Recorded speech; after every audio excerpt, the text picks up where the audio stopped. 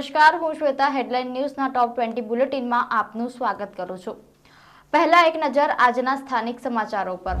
વડોદરાના માંજરપુરમાં jewellery shop ચલાવતા વેપારી પર થયો હુમલો। જન્મભૂમિ મંદિર નિર્માણ બાદ પ્રથમ રામનવમીની વડોદરામાં ધામધૂમથી ઉજવણી। ફતેપુરા, કુંભારવાડા, સલાટવાડા, ત્રણ રસ્તા સહિત શહેરમાં 30 સ્થળોએથી નીકળી શોભાયાત્રા।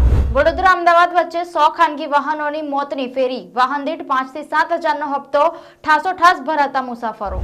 વડોદરા જિલ્લામાં ડભોઈ, શિનોર અને કરજણમાં દીપડાની હાજરી। કુરાઈના ખેતરમાં દીપડો દેખાયો। નડિયાદના અકસ્માતમાં વારસિયાનો MBBSનો વિદ્યાર્થી, દુબઈથી આવેલા વૃદ્ધાનું મોત। હવે જોઈએ રાજ્યના સમાચારો। અમિત શાહે પ્રચારના શ્રી ગણેશ કર્યા। સાણંદની રેલીમાં કેન્દ્રીય ગૃહમંત્રી શણગારેલી ટ્રકમાં સવાર થયા। જય શ્રી રામના નારા લાગ્યા। કપાસના વાવેતરમાં સુરેન્દ્રનગર પ્રથમ, અમરેલી જિલ્લો બીજા ક્રમે। ગુજરાતમાં પડી રહી છે રેકોર્ડ બ્રેક કાળઝાળ ગરમી। રાજકોટ, વડોદરા, અમદાવાદમાં ગરમીનો પારો 43 ડિગ્રીને પાર। વડોદરાના દિવાળીપુરા વિસ્તારમાં યુવતી સાથે ફ્રેન્ડશિપ રાખવાના મુદ્દે બે વિદ્યાર્થી વચ્ચે તકરાર થતા કરી હત્યા। અસહ્ય ગરમીના કારણે વલસાડના પોલ્ટ્રી ફાર્મમાં 1000 મરઘાના થયા મોત।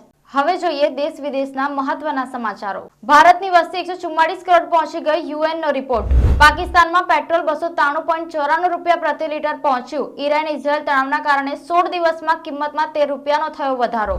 પાકિસ્તાનમાં સરકારે ટ્વિટર પર લગાવ્યો પ્રતિબંધ। કોર્ટે કહ્યું અઠવાડિયામાં નિર્ણય પાછો લો। બંગાળમાં રામનવમી પર 2 જગ્યાએ હિંસા, 18 ઘાયલ। મુર્શિદાબાદમાં શોભાયાત્રા દરમિયાન વિસ્ફોટ, મેદિનીપુરમાં આગ ચંપી। ટાઈમના 100 સૌથી પ્રભાવશાળી હસ્તીઓની યાદીમાં આલિયા ભટ્ટ, અજય બાંગાને મળ્યું સ્થાન। હવે જોઈએ મનોરંજનના સમાચારો।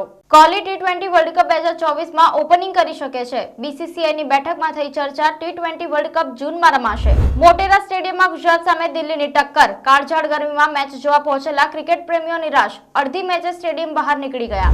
આરોપીઓ સલમાનને મારવા નહીં પરંતુ ડરાવવા માંગતા હતા। સલમાનનું નિવેદન પણ નોંધવામાં આવશે। પોલીસે જણાવ્યું 4 લાખની સોપારી લીધી હતી। નેશનલ ક્રશ તૃપ્તિ ડિમરીની નવી ફિલ્મ વિકી વિદ્યા કા વો વાલા વિડિયો આગામી ઓક્ટોબરમાં થશે રિલીઝ। હેટ ઓફ સ્ટેટના શૂટિંગ વખતે પ્રિયંકા ચોપરાને ચહેરા પર થઈ ઈજા। તો આ હતી દેશની 20 મોટી ખબરો। મને અને હેડલાઇનની ટીમને રજા આપશો। ફરી મળીશું નવા સમાચારો અને નવા વિષયો સાથે। શુભરાત્રી।